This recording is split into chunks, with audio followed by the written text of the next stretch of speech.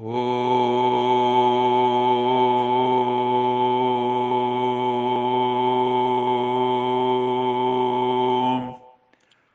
Shanti.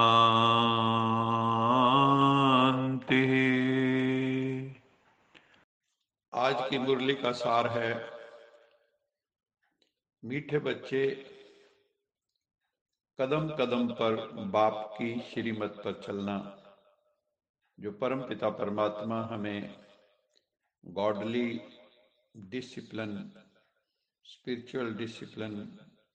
Spiritual code of conduct जो हमें सिखा रहे हैं, उसके ऊपर हमें कदम कदम पर चलना है।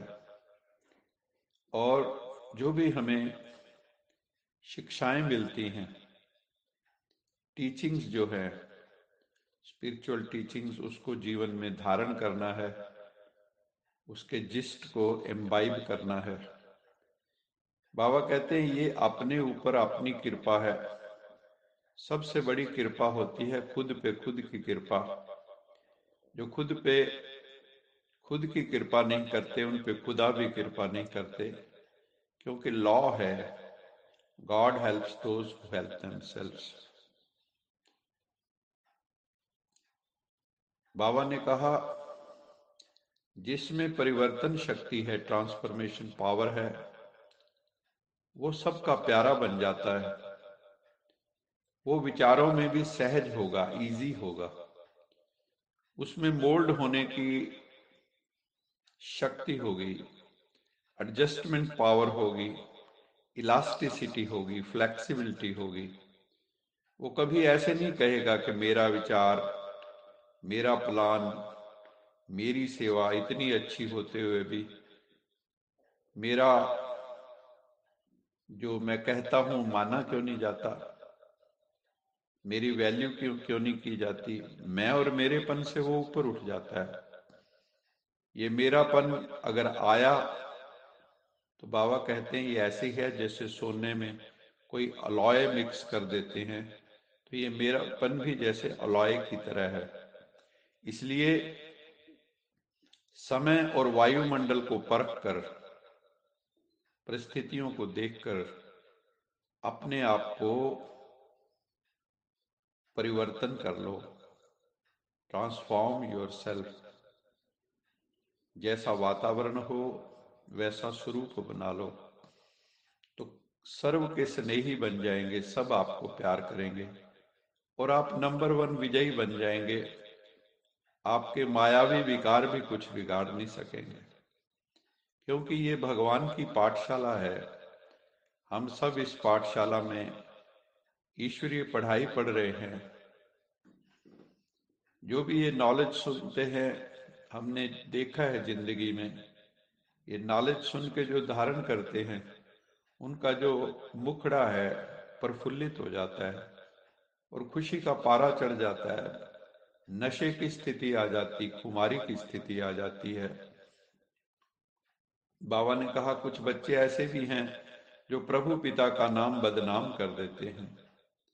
वो बच्चे कौन हैं? बाबा ने कहा जो बच्चे काम, क्रोध, लोभ, मोह, अहंकार आदि के अधीन होकर बहुत लड़ाई झगड़ा करते हैं, वो अपनी तकदीर को लकीर लगा देते हैं।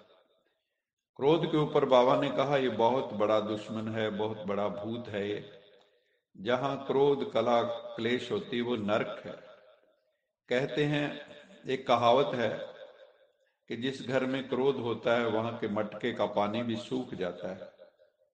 तो बाबा समझाते हैं जिनमें क्रोध है उनको श्रीमत मिलती है कि क्रोध से किसी को भी दुखी मत करो, नहीं तो तकदीर में लकीर लग जाएगी, तकदीर की लाइन कट जाएगी और पद भ्रष्ट हो जाएगा।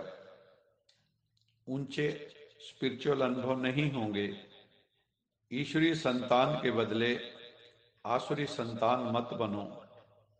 अभी बाबा आकर माताओं बहनों को भी ऊपर उठाते हैं, जिनको सब ने गिराया है पुरुष प्रधान समाज में।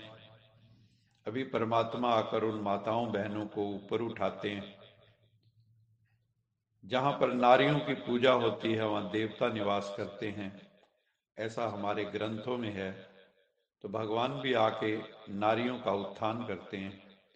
गुरु नानक देव जी ने भी कहा था, सो क्यों मंदा आखिए जित जम्मे राजान। उसको बुरा क्यों कहते हो जिसने राजा महाराजा पीर पैगंबर औलिया सबको पैदा किया। तुम जानते हो कल्प कल्प शिव शक्तियां बनती हैं। शिव बाबा आकर शक्ति देकर माताओं बहनों को, आत्माओं को शिव शक्ति बना देते हैं। शिव बाबा अपना युग परिवर्तन का कार्य शिव शक्तियों द्वारा ही कराते हैं, जो योग बल से शक्तियों को धारण करती हैं, पवित्रता को धारण करती हैं। तुम शिव शक्तियां दुर्गे, अंबे, काली भारत में मशहूर हो, सभी उनको मां कह के बुलाते हैं। तो मां कैसे ठहरी? वास्तव में वो आध्यात्मिक मां है। आगे बाबा ने कहा कि ये माया बड़ी दुष्टर है। श्रीमद् भगवत गीता में भी है, अहो मम माया दुरत्यया। इस माया को जीतना इतना आसान नहीं है। बड़े बड़े रूहानी कमांडर्स भी माया से हार खा लेते हैं और मर जाते हैं। उनको माया की गोली लग जाती है, माया का तीर लग जाता है। अनेक रूहानी सिपाही भी मर जाते हैं। जब बड़े बड़े मरते हैं, ज्ञान में चलते चलते बड़े बड़े भाई बहन जो बहुत निष्ठावान हैं, लेकिन फिर भी कभी कभी माया के वश हो जाते हैं, तो हाहाकार हो जाता है। शिव शक्ति सेना में फलाने को माया ने मार डाला। महारथी के लिए सब कहेंगे, हो इनको भी माया ने मार डाला। समाचार भी आता है कई बार कि फलाना 4 वर्ष से 5 वर्ष से रेगुलर आता था, फिर माया ने पकड़ लिया। माया नाक से पकड़ लेती है। बाबा ने उदाहरण दिया, जैसे मक्खी मरती है तो चींटियां उसे एकदम खाकर खलास कर देती हैं। माया के 5 भूत भी कम नहीं है, वो भी जो साधक है उसका सत्यानाश कर देते हैं। विषय विकारों की दुनिया में घसीट कर वो ले जाते हैं। तो इसलिए बहुत ही सावधानी से चलना है। अपने मन वचन कर्म पर पूरा अटेंशन देना है। बाबा कहते हैं सारे ज्ञान का सार तो यही है कि निरंतर शिव बाबा को याद करते रहो, श्वासोश्वास उसको याद करो। जो हमें बाबा की श्रीमत मिलती है उस पर चलना है। जितना आज्ञाकारी वफादार होकर रहेंगे, कहेंगे शिव बाबा मैं आप पर बलिहार जाता हूं, देह सहित। बाबा कहते सब कुछ भूल के अकेला बनना है, अकेला। इसी को शास्त्रों में कहा है कैवल्य स्थिति। कैवल्य स्थिति कहा है, क्योंकि हम सबको अकेला ही जाना है परमात्मा पिता के पास। तो कैवल्य की स्थिति हमें अनुभव होनी चाहिए। ऐसा संन्यास करना है जो हम कैवल्य की स्थिति को उपलब्ध हो जाएं। एक बाबा और एक मैं, तीसरा ना कोई। बहुत बच्चे हैं जो बिल्कुल बंधन मुक्त हैं, और कई बच्चे हैं जो मोह के कीड़े हैं, मोह में फंसे पड़े हैं, धंसे पड़े हैं। मकड़ी के जाल की तरह है मोह।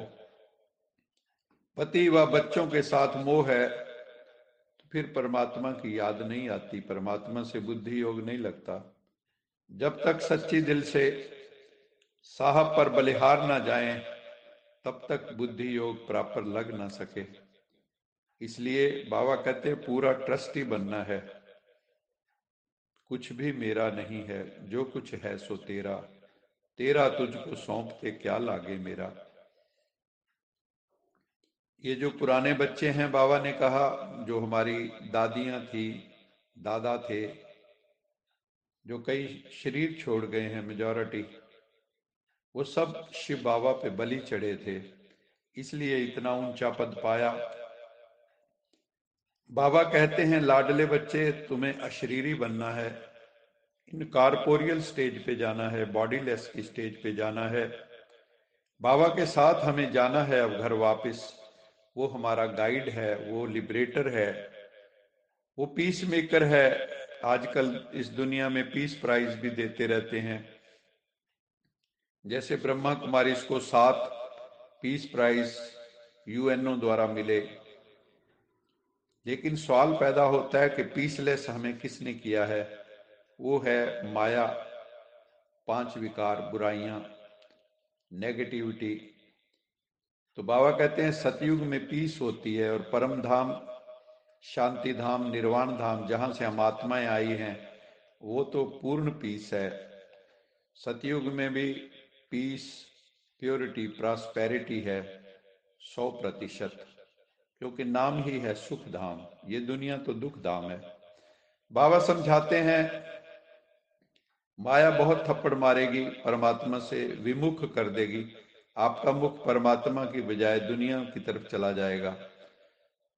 जो बच्चे अंदर ही अंदर विकारों का चिंतन करते रहते हैं, सच नहीं बतलाते हैं, अविनाशी सर्जन के आगे भी सच नहीं बतलाते, अपनी बीमारी भीतर ही छिपाते रहते हैं, तो जो भी छिपाते हैं उनके पाप बढ़ते जाते हैं। फिर उनसे गलतियां भूलें होती रहती हैं, तो उनको फिर सजा खानी पड़ती है। इसलिए भगवान के सामने हमेशा सच बोलना चाहिए, कन्फेशन स्टेटमेंट देनी चाहिए, क्योंकि शिव बाबा तो सुप्रीम एडजुडिकेटर है, चीफ जस्टिस है, रूहानी चीफ जस्टिस। उनसे कुछ छिपा हुआ नहीं है। लेकिन ड्रामा में प्रोविजन है कि हम अपने जो भी हमसे भूलें हुई, गलतियां हुई, हम परमपिता परमात्मा के सामने उनको स्पष्ट करें। बाबा आए हैं स्वर्ग का मालिक बनाने के लिए। इसमें जो बच्चे भी विघन डालते हैं या कोई भी विघन डालते हैं, वो सजा के लायक बन जाते हैं। असुर विघन डालते हैं, आसुरी वृत्तियां होंगी तभी आप विघन डालेंगे ईश्वरीय कार्य में। इसमें तुम बच्चों का ही कल्याण है कि भगवान के कार्य में सहयोगी बने। ये काम क्रोध आदि बाबा कहते हैं ये विघन डालते हैं। क्रोधी का तो मुंह देखना भी पाप।